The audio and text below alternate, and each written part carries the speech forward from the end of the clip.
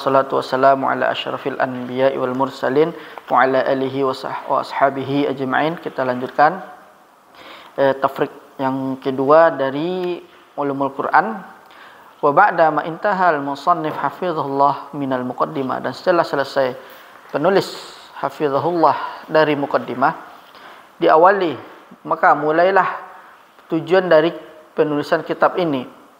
Faqala ulumul Quran, dan di dalamnya ada 18 bab. Dan bab pertama wahyu, kita tinggalkan tadi, sudah dibahas. Sekarang kita masuk kepada syarah. Kemudian pindah setelahnya dari selesai muqaddimah kepada pengurutan bab-bab dan penyebutan dalam ulumul Quran yang ada 18 bab. Setiap bab darinya adalah ilmu tersendiri, sebagaimana kan kami datangkan setiap babnya dari bab-bab ini, bahkan sebagiannya ada yang ditambahkan, sebagiannya lagi ada yang telah diawali bersama kalian. Dikatakan bahwasanya yang demikian itu adalah keseluruhan, dan orang-orang datang, maka mereka membagi di dalamnya dan menjadikan setiap bab ini dari bab-bab ilmu tersendiri. Ucapannya ulumul Quran adalah, dia adalah penyebutan penjelasan bab-bab ilmu Quran secara ijmalan, dan diawali dengan wahyu, kemudian jalan turunnya Al-Quran kepada Nabi sallallahu alaihi wasallam. Dan kita akan mulai insya-Allah dengan membacakan apa yang diucapkan musannif, wa nu'arij ala ba'dil ma'ani, dan kita akan berurutan di atas sebagian makna dan faedah-faedah pada keseluruhan bab-bab ini. Bab pertama wahyu, yaitu metode yang mana mempelajari Al-Quran dari Rabbul Alamin, yaitu Nabi SAW mempelajari Al-Quran dari Rabbul Alamin kepada Aminul Wahyi Jibril alaihi salam, dan dari Jibril kepada Nabi SAW. Dan maratib, urutannya, yang mana wahyu itu turun kepada Nabi SAW dari kitab-kitab yang dimilikinya, yaitu Al-Quran. Di antaranya adalah Al-Quran. Kemudian perbedaan Al-Quran dan selainnya dari yang diwahyukan pada Nabi SAW akan datang perinciannya itu, yaitu metode wahyu. Apakah metode wahyu sendiri satu-satunya, atau dia memiliki banyak metode? Kemudian setelah itu, siapa yang menulis wahyu, dan dari kalangan para sahabat siapa? Kemudian apakah wahyu Quran saja atau wahyu Al-Quran dan selainnya, dan bagaimana kita membedakan wahyu adalah Quran dan wahyu adalah sunnah. Bab yang kedua, turunnya Al-Quran, kemudian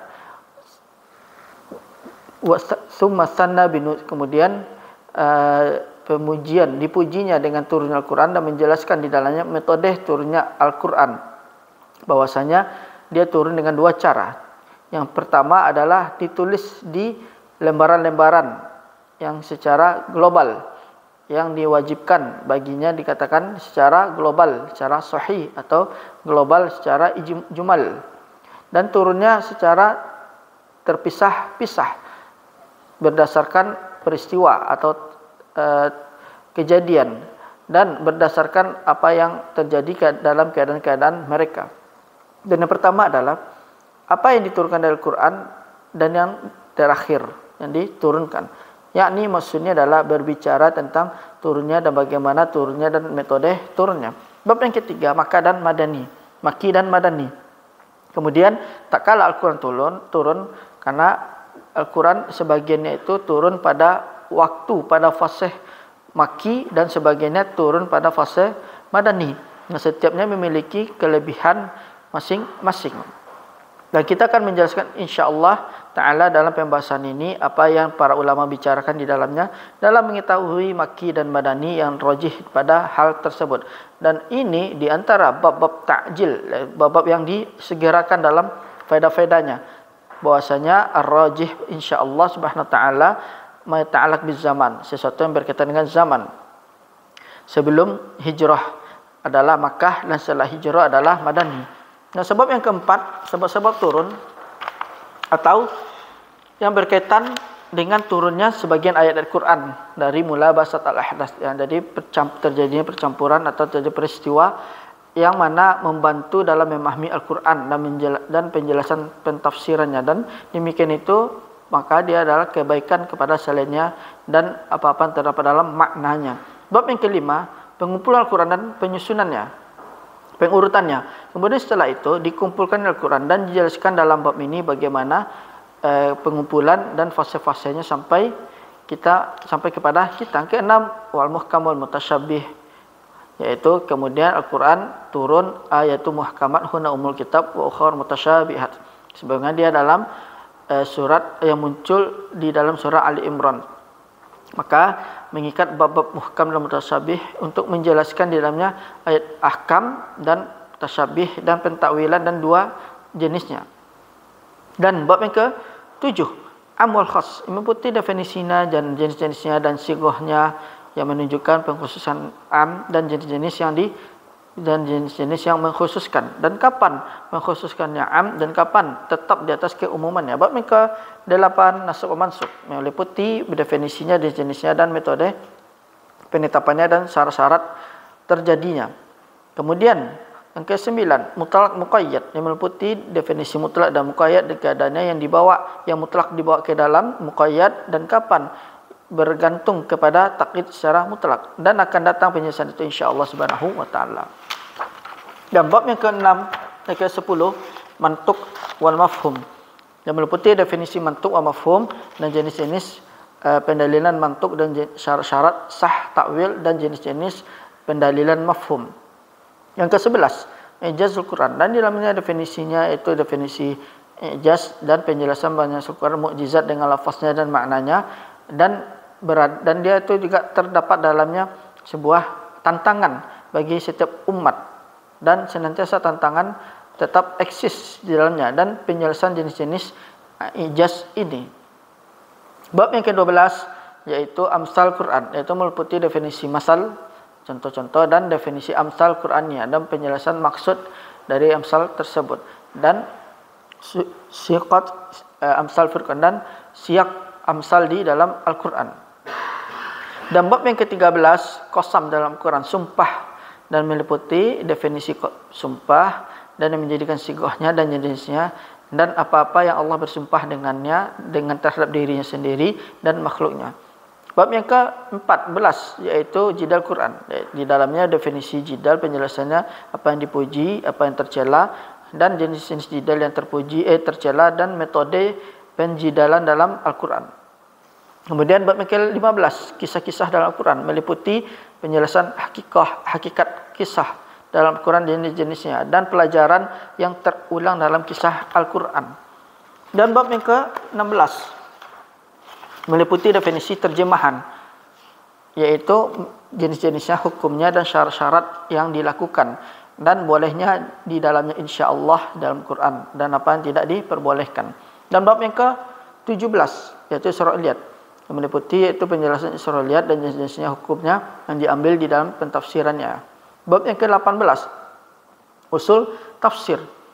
Bab yang ke-18 usul tafsir, yaitu kaidah-kaidah yang para mufassir bergantung di atasnya dalam mentafsirkan Al-Quran dan bagaimana mentafsirkan Al-Quran, dan mengawali dengan Al-Quran dengan sunnah, kemudian dengan ucapan salaf, kemudian dengan bahasa Arab, kemudian dan menyebutkan syarat-syarat mufassir dan adab-adabnya dan perbedaan ikhtilaf dalam mufassir dan sebab-sebabnya dan metode pentafsiran dan uslub-uslubnya.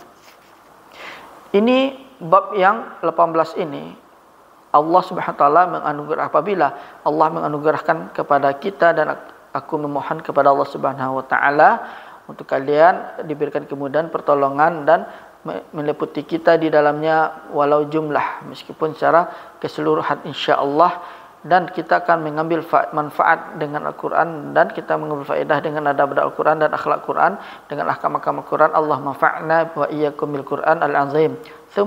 Kemudian musannif menyebutkan secara keseluruhan soal setelah itu yang akan kita datangkan insyaallah subhanahu wa taala fi akhir hadzal dars. Al-bab al-awwal bab pertama, wahyu. Di dalamnya ada 3 kaidah. Kaidah pertama adalah maratib, urutan wahyu ada 4. Ru'ya al-manamah, yaitu melihat ketika dalam mimpi. An-nafas firra, yaitu dihembuskan dalam qalb, hati. dan berbicara dari balik hijab, dan wahyu melalui wasilah perantara malaikat.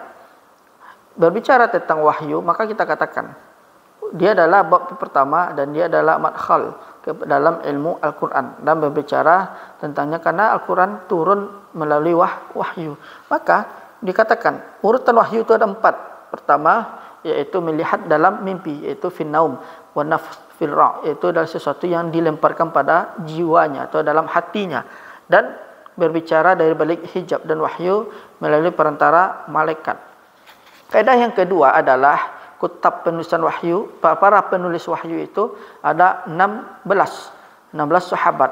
Bahwasanya wahyu setelahnya itu turun kepada Nabi sallallahu alaihi wasallam biwahidatin min hadil arba'ah, dari satu dari 4 ini sebagaimana yang akan datang. Siapa yang penulis wahyu, kemudian qala wahum sittah asyar, yaitu 16 sahabat yang menulis wahyu, yaitu Ubay bin Ka'ab radhiyallahu anhu, Zaid bin Thabit, Abu Bakar As-Siddiq, Umar bin Al-Khattab, Utsman bin Affan, Ali bin Abi Thalib, Muawiyah bin Abi Sufyan, Abdullah bin Abi Sarrat, Az-Zubair bin Awam, Al-Mughirah bin Syu'bah, Hanzalah bin Rabi', Amir bin Kuhairah, Yazid bin Abi Sufyan, Khalid bin Walid, Amr bin Al-As, Thabit bin Qais radhiyallahu anhum jami'an.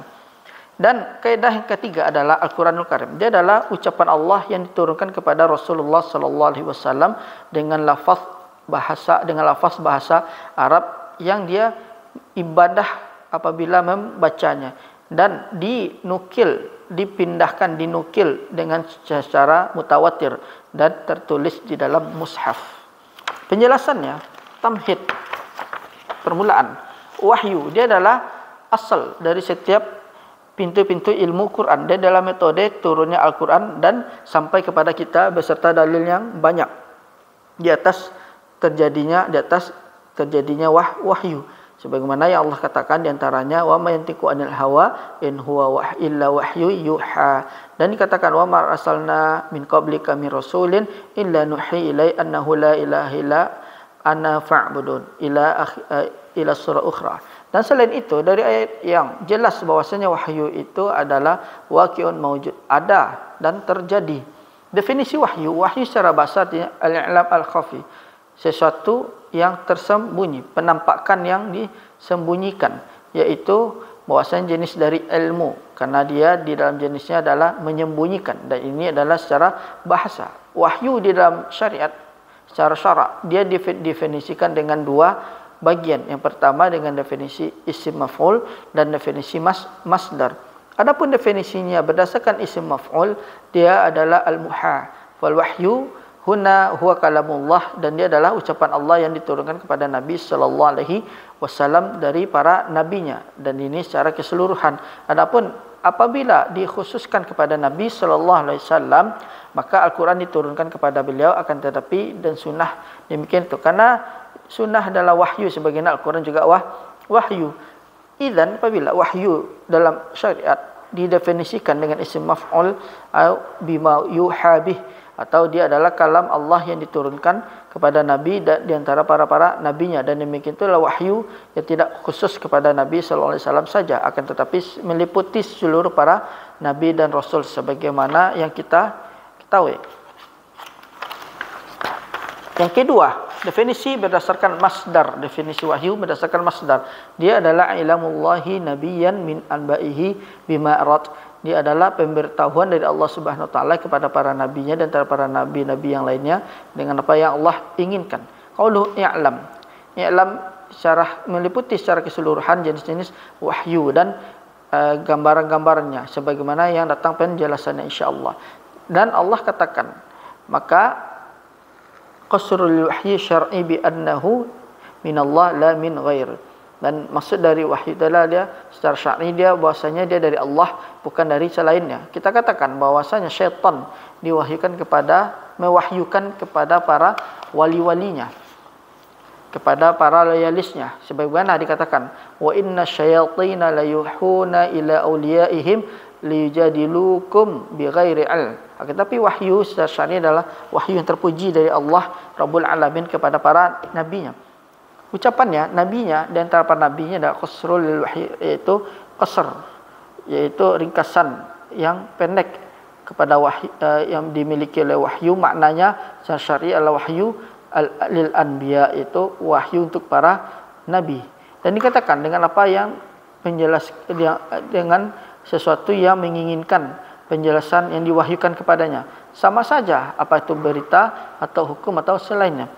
Dikatakan wahyu terbagi dua. Wahyu Allah kepada malaikat, yaitu berbicara dengan pembicaraan dengan yang mana Rabbul Alamin berbicara kepada malaikatnya. Sebagaimana yuhi rabbuka ilal malaikati anni ma'akum. Dan wa idh qala rabbuka lil malaikah. Dan ini adalah wahyu yang mana dia ucapan dan kalam, sebagaimana yang para malaikat mendengarnya dan mengijabahnya. Dan datang juga dalam sunnah dari hadis Nabi sallallahu alaihi wasallam dari Abi Hurairah radhiyallahu anhu, yang mana sampai kepadanya dia sampai dari Nabi sallallahu alaihi wasallam, apabila Allah telah menetapkan suatu perintah di langit dan para malaikat mengepakkan sayapnya secara khudwa kepada liqaulihi, diucapkan kepadanya seperti rantai di atas safwan, yaitu seperti rantai di atas al-hajar, yaitu batu yang mengeluarkan suara sehingga membuat cemas hati mereka. Apa qalu madza qala rabbuk, apa yang dikatakan Rabb kalian ini adalah wahyu. Apa yang dikatakan Rabb kalian ini adalah yang diberitakan oleh Rabb kalian. Dan apa yang diberitakan oleh Rabb kalian, mereka katakan benar, dan dia adalah maha tinggi lagi maha besar. Dari Abdullah bin Mas'ud radhiyallahu anhu, qala Rasulullah sallallahu alaihi wasallam, idza takallama Allahu bil wahyi sami'a ahlu sama'i lis sama'i salsalaka hajr silsila 'ala as-safad fayus'aquna fala yuzaluna kadzalika hatta ya'tiyahum Jibril alaihi salam hatta idza ja'ahum Jibril fuzzi'a an qulubihim fayaquluna ya Jibril madza qala rabbuk fayaqulu Jibril fayaqulu al-haqqu fayaquluna al-haqq. Maka telah tetap dengan ini dari bahasanya Jibril sallallahu alaihi wasallam mendengar kalam Rabb Al-Jalil subhanahu wa ta'ala, dan dia adalah Al-Quran, dan Jibril menyampaikannya kepada Nabi sallallahu alaihi wasallam sebagaimana Nabi mendengarnya, sebagaimana dia memperdengarkannya kepada Nabi sallallahu alaihi wasallam. Dan bukanlah Jibril dan bukanlah Rasul yang kecuali dia hanya sebagai penyampai, sebagaimana yang menunjukkan di atas nas Qur'annya. Contoh ucapan Allah subhanahu wa ta'ala, ya Allah berbicara kepada nabinya, wa innaka latulaqqal Qur'an min ladun hakimin alim, sebagaimana ucapkan nazala bihir ruh al-amin ala qalbika litakuna minal munzirin. Dan sebagaimana dikatakan wa ma'ala rasuli ilal balagul mubin. Maka Jibril rasul minallah ila nabiyyi, yaitu Jibril adalah utusan dari Allah kepada nabinya, dan Nabi sallallahu alaihi wasallam utusan kepada seluruh alam. Dan ini adalah tidaklah yang bukanlah yang ini kecuali adalah dia hanya sekedar penyampaian saja. Dan dikatakan wahyu Allah kepada Rasul, wahyu berdasarkan apa yang dikirimkan kepadanya atau berdasarkan dari yang diberitakan. Maka para malaikat diwahyukan kepada mereka, dan para Rasul seperti itu dan diwahyukan kepada mereka. Adapun wahyu kepada para Rasul, dia melalui wasilah dan tanpa wasilah. Dan apa yang kita rinci dalam kaedah yang pertama, maka idzan oleh karena itu wahyu kepada para rasul dari kalangan manusia, dia adalah perantara, dan perantara di sini adalah para malaikat. Dan tanpa para perantara, itu dari Allah kepada rasulnya secara langsung. Dan bagaimana wahyu itu terjadi? Dia itu wahyu itu ada memiliki tingkatan. Dan urutan wahyu kepada Allah, wahyu Allah kepada rasul. Dan 4. Dan ini adalah urutan yang keempat yang meliputi seluruhannya. Qaulullahi azza wa jalla wa makana li basharin an yukallimallahu illa wahya aw min wara'i hijab aw yursila rasulan fayuhyiya bi idzni ma yasha'u innahu aliyyun hakim. Dan urutan yang pertama, tingkatan yang pertama adalah ru'ya al-manamah, yaitu melihat dalam mimpi. Dia adalah tingkatan yang pertama dari tingkatan wahyu. Sebagaimana Ibnu Jauzi rahimahullah mengatakan illa wahya qala al-wahyu al-manam. Wahyu itu adalah manam, mimpi. Dan Nabi sallallahu alaihi wasallam dia adalah yang pertama diwahyukan adalah dalam mimpi. Maka ini adalah wahyu yang selama 6 bulan. Dan sebagaimana yang dikatakan dalam Bukhari dari Aisyah radhiyallahu anha, qalat awwala ma budi'a bihi Rasulullah sallallahu alaihi wasallam min al-wahyi ar-ru'ya salihah fi naum fakana la yara ru'yan illa jat mislah falaq as-subh thumma hubbiba ilaihi al-khala huna ma'nahu al-khalwa wal ibti'ad 'anil nas. Wa fi hadis Abi Sa'id Al-Khudri bahwasanya Nabi sallallahu alaihi wasallam mengatakan ar-ru'ya salihatu juz'un min 46 juz'un minan nubuwah. Dan penjelasan itu bahwasanya mimpi yang baik itu dari bagian dari bagian dari 46 bagian. Itu dari kenubuahan. Bahwasanya mimpi yang mana dia menjadikan wahyu, dia memiliki waktu selama 6 bulan di sisi Nabi sallallahu alaihi wasallam. Meskipun kita melihat kepada waktu diutusnya dan waktu mimpi, saya kita mendapatkan bahwasanya mimpi yang benar itu adalah juz'un min sitati arba'ina juz'an. Dia bagian di antara 46 bagian. Bagaimana bisa itu? Nubuah terjadi selama 23 tahun. Dan waktu ru'yah itu, waktu di mimpi itu ada 6 bulan. Dan menjadikan bagian dari 46 bagian. Maksudnya adalah sekiranya kita membagi 6, separuh 6 di atas 23, maka yang tersisa 1 di atas 46. Di sini datang pertanyaan, apakah ru'yah yang jelas itu khusus dengan fase ini, yakni dengan 6 bulan pertama saja. Dan setelah itu Nabi sallallahu alaihi wasallam tidaklah diwahyukan melalui mimpi yang salihah, atau diwahyukan kepada juga melalui metode mimpi yang salihah setelah itu. Apakah mimpi yang dikhususkan dengan waktu ini? Karena Aisyah radhiyallahu anha qalat, kemudian di summa hubiba al-khala fa kana yakhlu bi ghar Hira faja'ahu Jibril ila akhir al-hadis.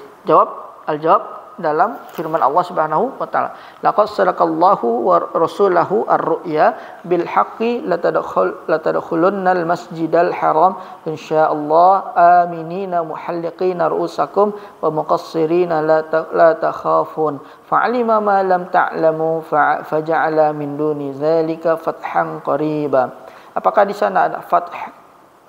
Kalimat fath kana fi hadis sittah, dia itu ada pada 6 bulan atau setelahnya tanpa diragukan. Maka dia ini adalah di akhir risalah. Maka ini dah menunjukkan bahwasanya mimpi yang benar itu terjadi juga setelah berapa waktu. Dan ini pertanyaan yang lain, apakah diwahyukan kepada Nabi sallallahu alaihi wasallam sesuatu dari Al-Quran melalui metode ru'yah salihah dari mimpi yang benar? Maknanya itu adalah bahasa khabar yang mana Allah memberitakan kepada Nabi-Nya sallallahu alaihi wasallam dalam ru'ya bahwasanya dia akan masuk ke dalam Masjid Haram dalam keadaan aman dan memotong rambutnya dan dia bersamanya. Dan ini tidaklah ada dalam nas. Sesungguhnya dia adalah perkara yang diperintahkan kepada Nabi sallallahu alaihi wasallam dalam mimpinya, dan beliau melakukannya kaza seperti ini dan seperti ini. Dan ini di antara kabar-kabar yang baik, maka sebagaimana yang telah ada, tidaklah turun ayat ini. Kemudian musannif mengatakan yang yaitu jawabannya adalah tidak terjadi sesuatu dari itu, yaitu dari Al-Quran yang mana Allah menurunkannya kepada Nabi sallallahu alaihi wasallam keseluruhannya dari qadha, yaitu dalam keadaan bangun, bukan keadaan tidur. Dan Nabi sallallahu alaihi wasallam dan menjadikan itu keadaannya kepada keadaan wahyu dalam kesempurnaan wahyu. Karena ketika menyebutkan tujuan turunnya Jibril alaihissalam, Nabi SAW bersabda, "Fayufsam anni wa qad u'itu an", yaitu fayufariquni kama talbas bi wa qad u'itu anhu. Fan Nabi sallallahu alaihi wasallam yakun, beliau menjadikan dalam kesempurnaan dalam penjagaannya. Dan Nabi sallallahu alaihi wasallam membedakan di antara bashar, manusia yang mutalaqqiyan wahyi, yang wahyu sampai kepadanya, dan menjadikan di antaranya para malaikat yang turun kepadanya dan malaikat yang menyampaikan wahyu. Maka Nabi sallallahu alaihi wasallam dijaga darinya apa yang di ma yaqulu fayufsam anni wa qad u'itu ma qal. Dan ini adalah ru'ya juga, dan mana terjadi kepada selain Nabi sallallahu alaihi wasallam. Maka sungguhnya terjadi kepada Nabi Ibrahim alaihissalam sebagaimana diketahui dan masyhur. Falamma balagha ma'hu sa'ya qala ya bunay inni ara fil manam anni adbahuk fanzur madza tara qala ya abati fa'al ma tu'mar. Dan pertikalah kepada ila hadil laftah, kepada bagian ini. Tidaklah dia katakan ya abati if'al ma tara, wahai bapakku kerjakanlah apa yang kau lihat. Tapi dia mengatakan kalau kerjakanlah kalau itu adalah kamu diperintahkan. Dan ini adalah keyakinan dari Ismail alaihissalam bahwasanya ru'yanya para nabi itu benar, dan bahwasanya Allah memerintahkannya subhanahu wa ta'ala. Dan laftah thaibah insyaallah. Qala ya abati fa'al ma tu'mar satajiduni insyaallah minas sabirin. Falamma aslama wa tallahu lil jabin.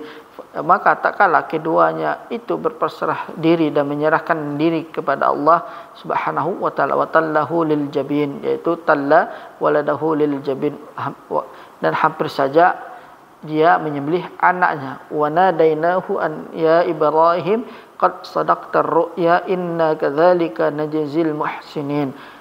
At-talib, seseorang talib penuntut ilmu, sekiranya dia laki-laki yang talih, yang laki tidak baik, dan dia melihat dalam mimpinya, apakah makna itu adalah makna mimpi yang menjadikan wahyu? Jawab, ini bukanlah wahyu. Maka Nabi sallallahu alaihi wasallam mengatakan, wa dhahabat an-nubuwah wa baqiyat al-mubasysyirat qalu mal mubasysyirat ya Rasulullah qala ar-ru'ya salihah yarahu al-mu'min aw turalahu fa hiya min al-basyirat wal bashariyat lakin laysat wahyan fa innal wahya qad inqata'a bi mauti bi khatimil anbiya wa akhiril mursalin.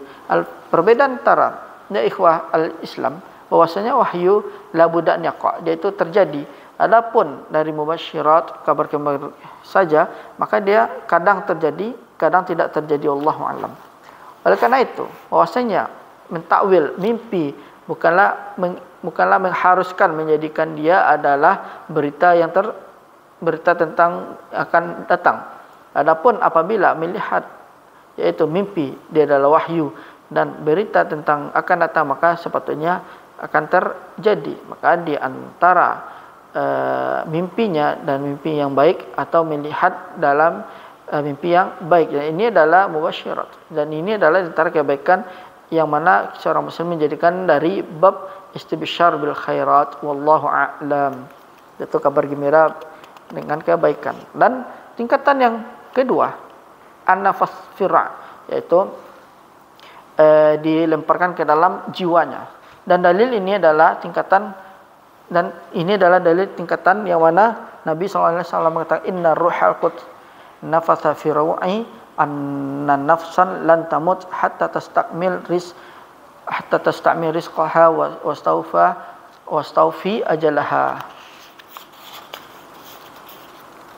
Bahwasanya Ruh Al-Qudus dia adalah Jibril alaihi salam, dinamakan Jibril karena dinamakan Ruh Amin karena dia datang dengan yaitu menghidupkan hati, ruh yang suci, ruh yang hidup. Maka sesungguhnya dia adalah mutawalli yang mengurusi menurunkannya kitab-kitab ilahi yang mana datang kepadanya dengan apa yang ruh hidup, ruh rubani hidup dengannya. Nafas, an-nafas dia adalah an-naqal bi ghairi riqin,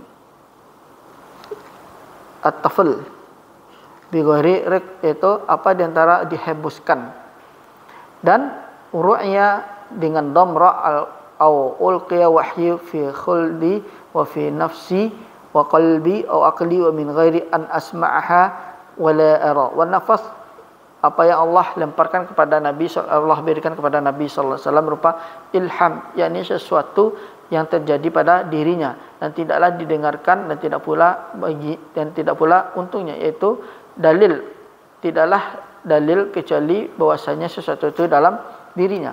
Dan tingkatan yang ketiga, berbicara di balik hijab atau melalui perantara malaikat, dan dalilnya ada au min wara'i hijab, dan antaranya Allah Subhanahu wa taala berbicara kepada Musa alaihi salam, wa kallamallahu Musa taklima, dan taukid menunjukkan di atas terjadinya pembicaraan yang sebenarnya, bahwasanya yang berbicara di sini adalah Allah Subhanahu wa taala, bahwasanya yang dibicarakan di sini, yang diajak bicara di sini adalah Musa alaihi salam. Dan ayat ini yaitu kemungkinan di antara terjadinya mazhab Ahlus Sunnah wal Jamaah yang mana meyakini bahwasanya Allah Subhanahu wa taala berbicara kepada Musa, dan di antara yang mengingkari kalam Allah, dan mereka membacakannya kalamullah Musa taklima, bahwasanya Musa dia yang berbicara, akan tapi pertikaian kepada setelahnya.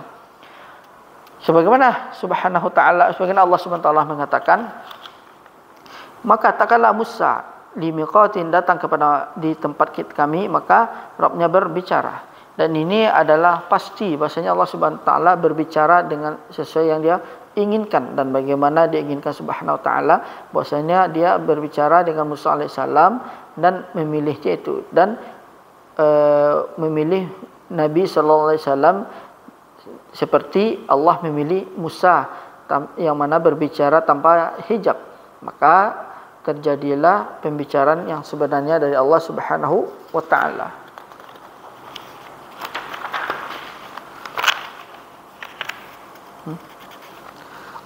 Dan para yang dibicarakan di sini, yang diajak bicara di sini adalah Musa alaihissalam wa ala Nabi sallallahu alaihi wasallam. Dan tidak benar yang bicara di sini adalah bukan Allah, adalah di atas keyakinan Asy'ariyah. Sebagaimana kita katakan bahwasanya bicara di sini adalah Jibril, atau yang bicara di sini adalah pohon. Maka sesungguhnya Allah Azza wa Jalla mengatakan falamma taha nudiya min syatti al-wadi al-ayman fil buq'ah al-mubarakah min asy-syajara ayya Musa inni anallah rabbul alamin.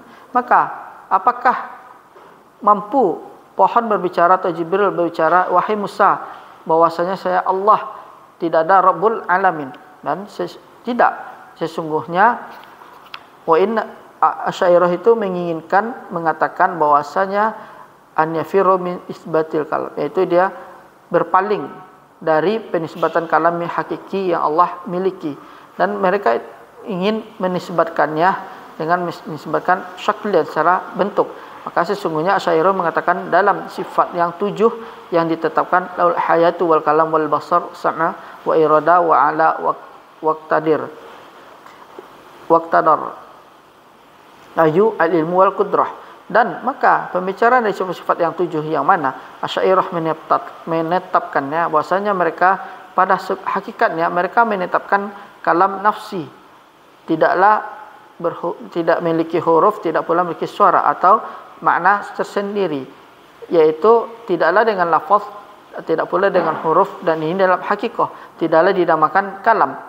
Bahwasanya Subhanahu wa taala meliputi sifat-sifatnya, Subhanahu wa taala tidaklah diserupakan sifatnya dengan makhluk, tidak pula mengetahui kaifiahnya kecuali Allah, sebagaimana dalam ucapan laisa kamitslihi syai'un wa huwas samiul basir. Dan di sini peniadaan dan pengisbatan. Maka kita mengetahui apa yang Allah beritakan kepada kita, dan tidaklah beliau memberitakan kepada kita tentang kaifiahnya. Tidak mungkin kita mengetahui, tetapi makna yang diketahui. Dan makna bahwasanya yang berbicara yang sebenarnya adalah tidaklah mengetahui kaifiahnya kecuali Allah, dan bagaimana tidaklah mengetahui bagaimana Allah kecuali Allah Subhanahu wa taala. Laisa kamitslihi syai', nafyul musyabihah, yaitu meniadakan pentasbihan dan meniadakan mumathilah, penyamaan dan peniadaan segala sesuatu yang Allah jadikan Subhanahu wa taala baginya misal, perumpamaan atau yang diserupakan. Dan dia wa huwas samiul basir, penetapkan sama', pendengaran dan maha mendengar dan maha melihat. Wa sam'u syai'u, dan pendengar itu dan mendengarkan itu sesuatu dan melihat itu sesuatu, dan keduanya itu diketahui dalam bahasa Arab. Maka falillahi sam', maka Allah memiliki pendengaran yang mana layak bagi bagi kemuliaannya dan kesempurnaannya dan keagungan sultannya, kekuasaannya dan zatnya yang suci. Maka Allah memiliki walillahi basar, ya Allah memiliki penglihatan yang mana layak bagi kemuliaannya, kesempurnaannya, segala sifatnya yang suci. Tidaklah diketahui kaifiahnya, maka kaifiahnya itu sifat yang gaib, tidaklah kita mengetahuinya. Dan juga waqa'a taklim, yaitu terjadinya pembicaraan kepada Nabi sallallahu alaihi wasallam di malam Lailatul Isra dan Mi'raj. Nah, Allah Subhanahu wa taala mengatakan, maka Allah mewahyu fa'auhallahu ilayya ma uha fa farada alayya 50 salah fi kulli yawmin wa lailah. Maka Nabi sallallahu alaihi wasallam huwa kalimullah, sebagaimana bahwasanya Musa kalimullah, akan tapi sesuatu ini dan sesuatu yang lain. Maka wahyu ketika dia wahyu secara langsung dan berbicara ketika itu dia adalah berbicara secara langsung dari balik hijab, yakni tidak ada wasilah, tidak pula Jibril, tidak ada selainnya dari para malaikat. Dan yang keempat adalah wahyu melalui wasilah para malaikat, yaitu au yursila rasula. Maka rasul di sini adalah rasul al-makki li Rasulillah sallallahu alaihi li rasuli al-bashari, yaitu rasul dari Makkah, yaitu rasul adalah manusia, dan diwahyukan kepadanya sesuai apa yang diinginkan oleh Allah Subhanahu wa taala, yaitu Jibril turun kepada rasul, maka diwahyukan dengan izin Allah, bukan hanya sekadar bukanlah hawa nafsunya sebagaimana yang Allah inginkan Subhanahu wa taala. Qala azza wa jalla wa innahu laqaulu rasulin karim dzi quwwati inazil arsyil makin. Wa kama, sebagaimana yang telah datang juga, wa ma tatanazzalu illa bi amri rabbik lahu ma baina aydina wa ma khalfana wa ma baina dzalik wa makana rabbuka nasiya. Annal Qur'an al-Qur'an, yaitu yang Rasul Karim adalah Jibril alaihissalam menyampaikannya. Dia memiliki kekuatan fitamfid dalam melaksanakan apa yang diperintahkan.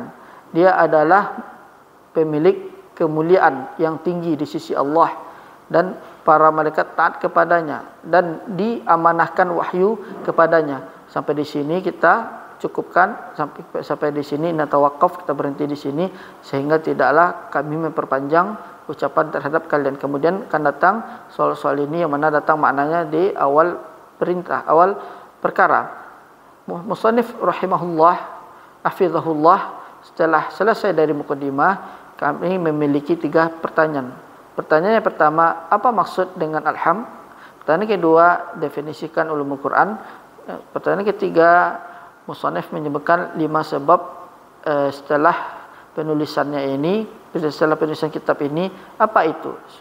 Soal yang keempat, tingkatan derajat-derajat memahami Al-Quran, dan insyaallah subhanahu wa taala fil marah qadimah, pada pertemuan yang berikutnya kita akan meringkas dan kita katakan dari awal wahyu, dan kita akan datang dengan sisanya. Alhamdulillahirabbil alamin, wassalatu wassalamu nabiyina Muhammad wa alihi wa sahbihi wat tabi'in.